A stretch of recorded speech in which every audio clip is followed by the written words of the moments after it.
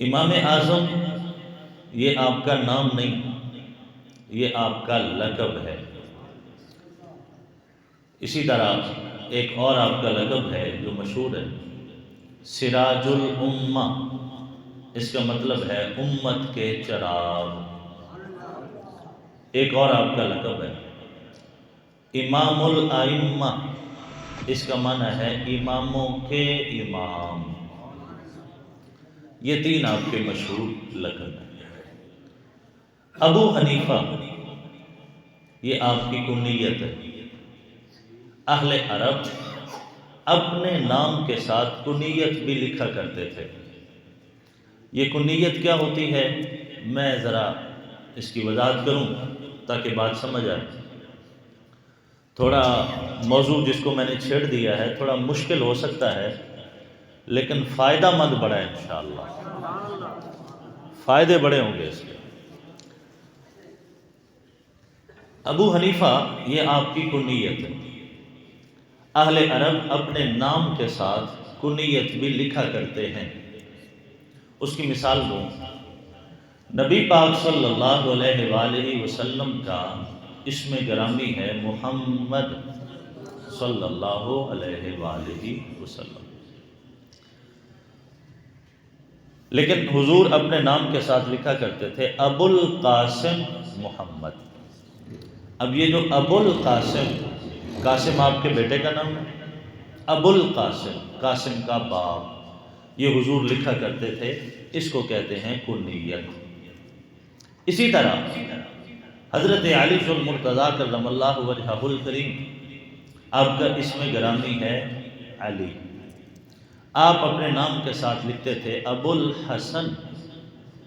حسن یہ آپ کے شہزادے کا نام ہے، ان کی وجہ سے آپ اپنے نام کے ساتھ لکھتے تھے ابو الحسن، حسن کے باپ، اس کو کہا جاتا ہے کنیت۔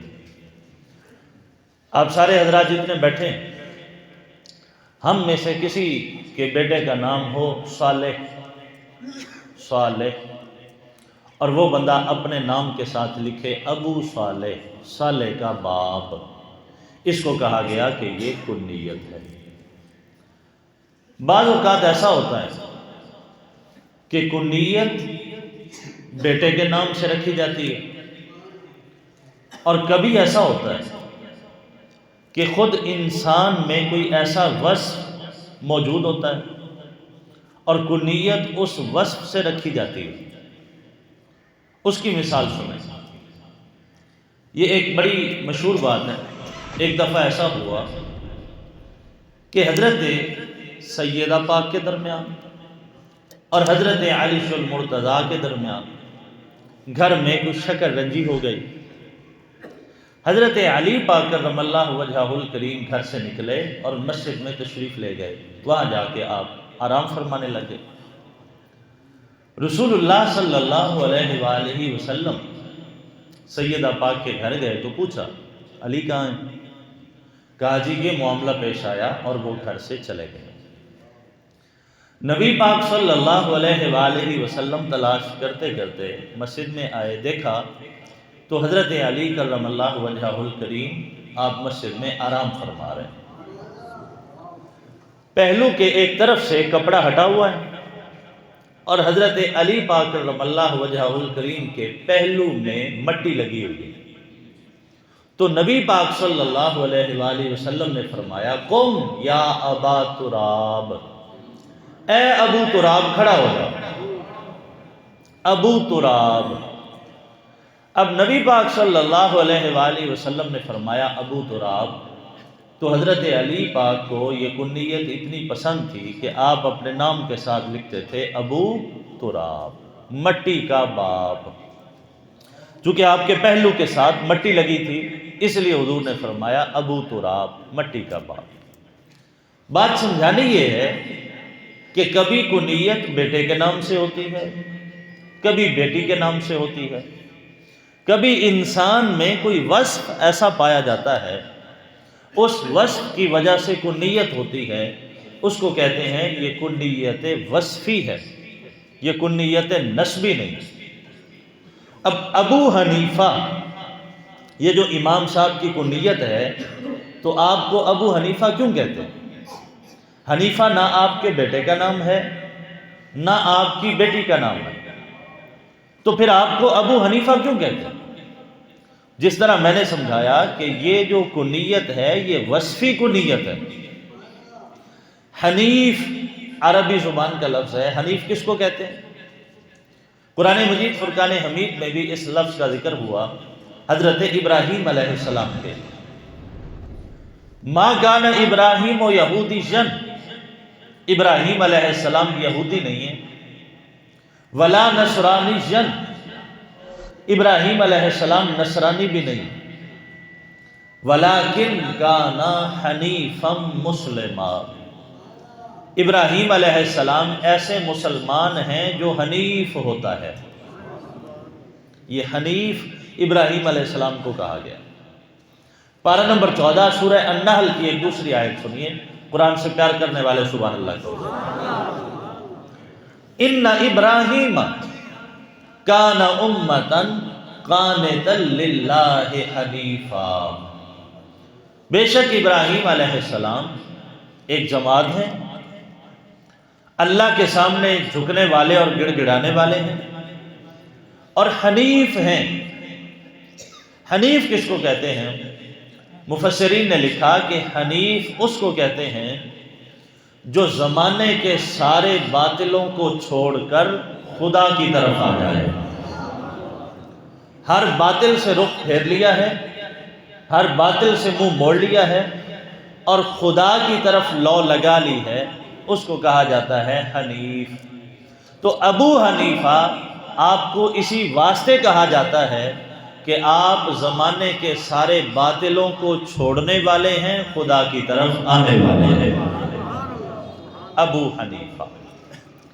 ایک اور اس کی وجہ بیان کی علماء نے، لغت عراق میں جو عراقی لغت ہے اس میں حنیفہ کا معنی بیان کیا قلم دوات۔ اب آپ کو ابو حنیفہ کیوں کہا گیا؟ کہا اس کی وجہ یہ ہے کہ جب آپ فقہ کے مسائل بتا رہے ہوتے تو آپ کی بارگاہ میں بیک وقت 400 فقی، 400 عالم وہ بیٹھے اس مسئلے کو لکھ رہے ہوتے تھے۔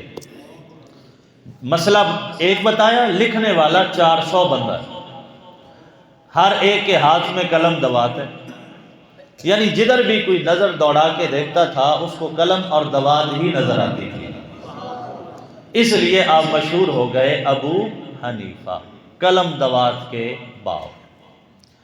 یہ وجہ تھی۔ آپ کا اسم گرامی ہے نعمان، یہ آپ کا اسم گرامی ہے، اور آپ کے والد کا اسم گرامی ہے ثابت، آپ کوفہ کے رہنے والے ہیں۔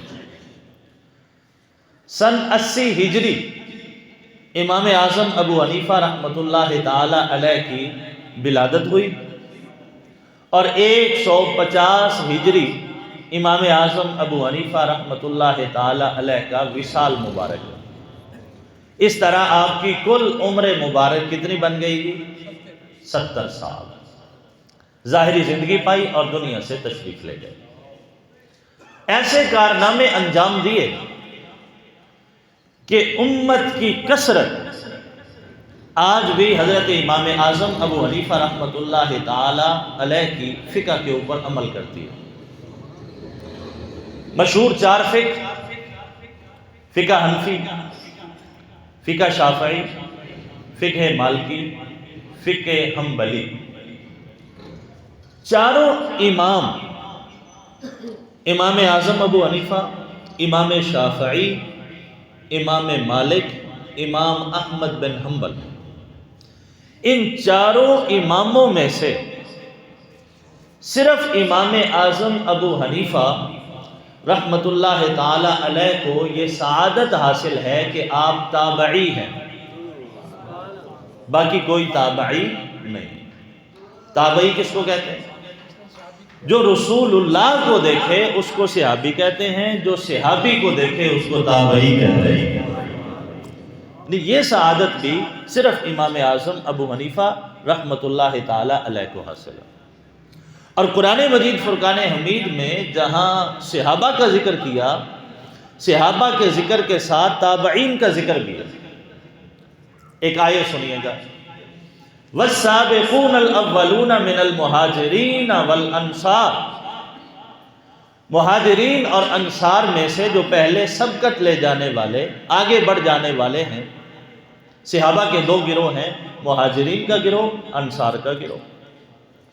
اور آگے فرمایا وَالَّذِينَ اتَّبَعُوهُمْ بِإِحْسَانٍ، وہ لوگ جنہوں نے صحابہ کی اتباع کی احسان کے ساتھ، یعنی جو تابعین ہیں، رضی اللہ عنہم ورضوا عنہ، اللہ صحابہ سے بھی راضی ہو گیا ہے، اللہ تابعین سے بھی راضی ہو گیا ہے۔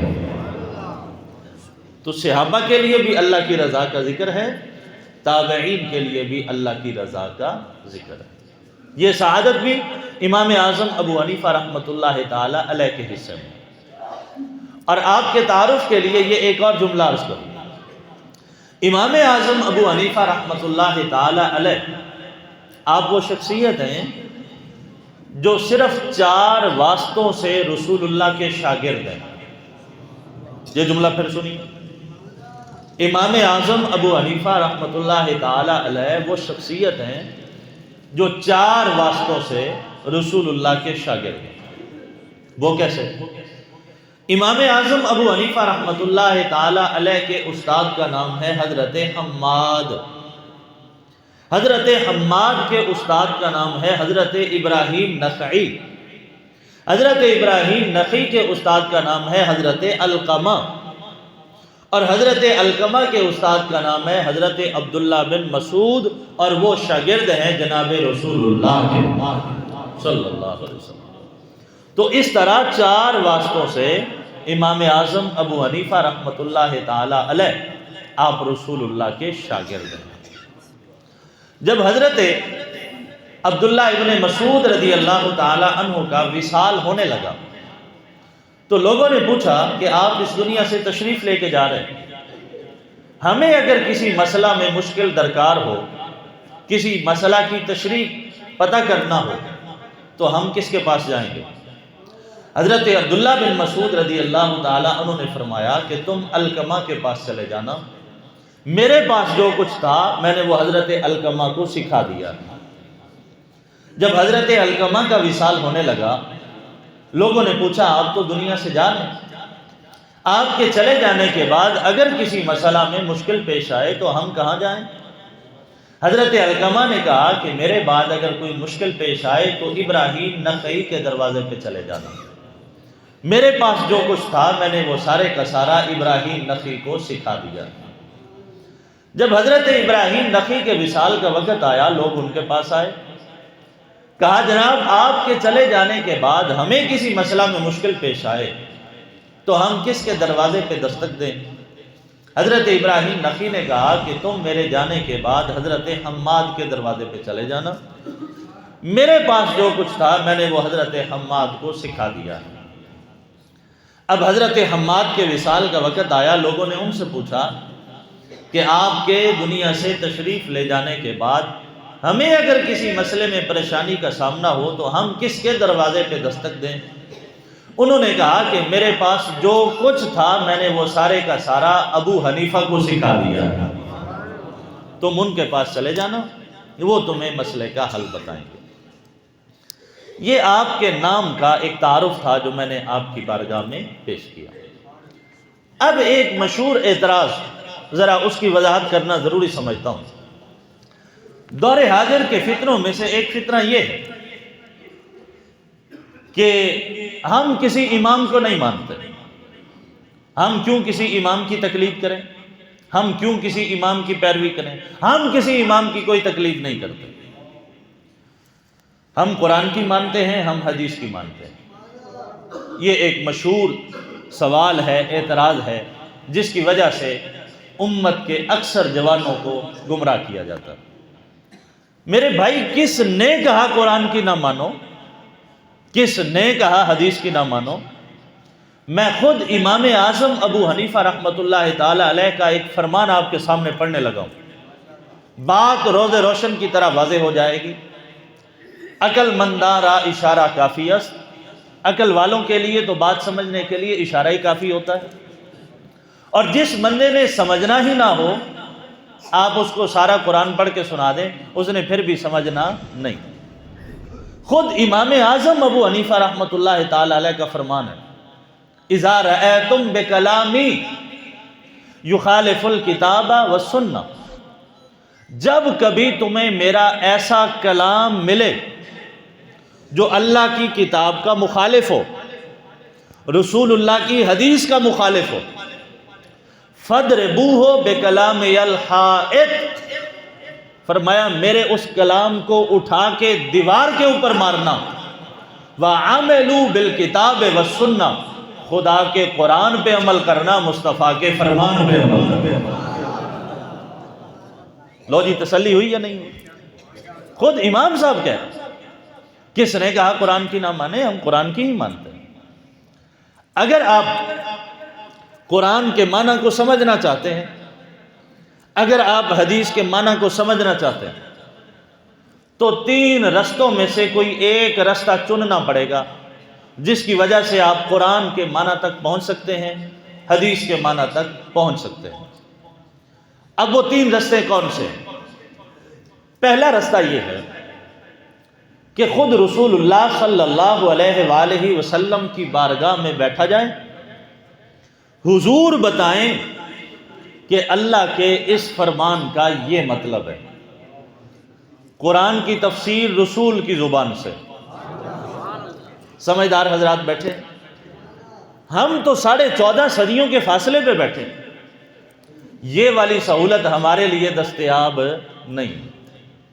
جن لوگوں نے اس سعادت سے حصہ پایا وہ صحابہ کی جماعت ہے، وہ تابعین کی جماعت ہے، کہ صحابہ نے خود رسول سے قرآن سنا اور قرآن کا مطلب بھی خود رسول سے سنا، اور پھر تابعین نے ان صحابہ سے سنا۔ ایک رستہ یہ تھا قرآن کے معنی کو سمجھنے کا اور حدیث کے معنی کو سمجھنے کا کہ خود رسول اللہ سمجھائیں۔ اب ایک دوسرا رستہ، اگر اس پہ عمل نہیں ہو سکتا تو پھر دوسرا رستہ اس پہ چل کے دیکھ لیں۔ وہ دوسرا رستہ یہ ہے کہ انسان اتنا علم حاصل کرے کہ خود مجتہد بن جائے، قرآن پڑھے اور اس سے مسئلہ بھی خود نکال لے، حدیث پڑھے اور اس سے مسئلہ بھی خود نکال لے، صرف کا ماہر ہو، نحو کا ماہر ہو، فصاحت کا ماہر ہے، بلاغت کا ماہر ہے، علم المیزان کا ماہر ہے، علم البیان کا ماہر ہے، اور علم النحو کا ماہر ہے، علم التفسیر کا ماہر ہے، علم اصول تفسیر کا ماہر ہے، علم حدیث کا ماہر ہے، علم اصول حدیث کا ماہر ہے، علم منطق کا ماہر ہے، علم فلسفہ کا ماہر ہے۔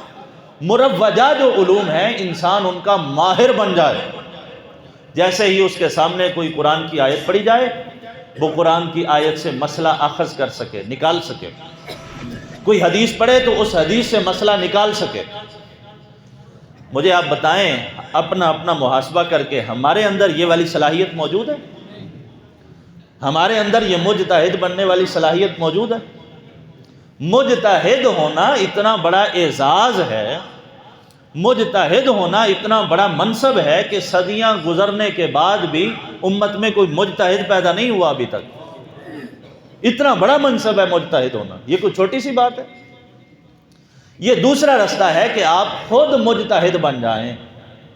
اور میں مثال کے لیے 1-2 نام لے دوں تاکہ بات اور آپ کے دل و دماغ میں پختہ ہو جائے کہ غوث اعظم رضی اللہ تعالی عنہ جیسی شخصیت بھی مجتہد نہیں ہے بلکہ مقلد ہے۔ سبحان اللہ، پیار سے کہو ذرا۔ داتا صاحب رحمت اللہ تعالی علیہ جیسی شخصیت بھی مجتہد نہیں ہے بلکہ مقلد ہے، تقلید کرنے والے۔ سلطان عبدالحکیم رحمت اللہ تعالی علیہ جیسے لوگ آپ مجتہد نہیں ہیں بلکہ مقلد ہیں، امام کی تقلید کرنے والے ہیں۔ تو ہم میں سے کوئی ایسا ہے جو خود مجتہد بن جائے، قرآن سے مسائل اخذ کر سکے، حدیث سے مسائل اخذ کر سکے؟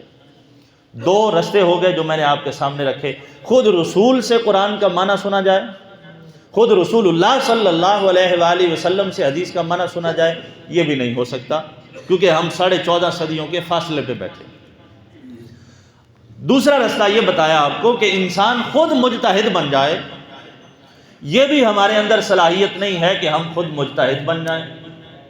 اب تیسرا رستہ یہ ہے قرآن کے معنی کو سمجھنے کا، حدیث کے معنی کو سمجھنے کا، کہ جن لوگوں نے قرآن کا معنی سمجھا ہے، جن لوگوں نے حدیث کا معنی سمجھا ہے، ہم ان کی تقلید کریں،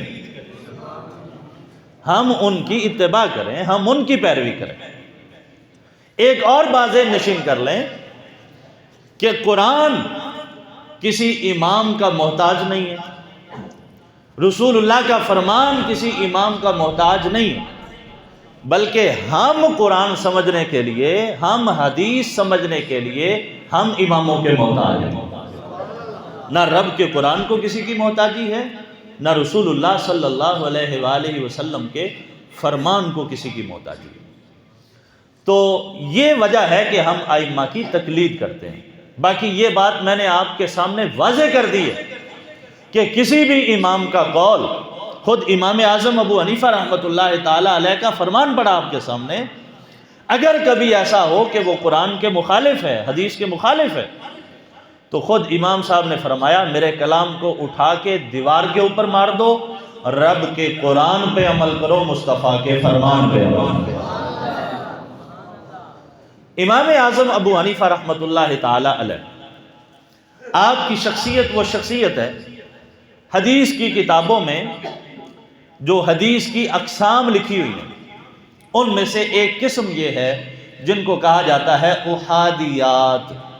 یہ احادیات حدیثیں، احادیات حدیثیں ان حدیثوں کو کہا جاتا ہے کہ راوی کے درمیان اور رسول اللہ کے درمیان صلی اللہ علیہ وآلہ وسلم صرف ایک واسطہ ہو، اس کو کہا جاتا ہے یہ احادیات حدیثیں۔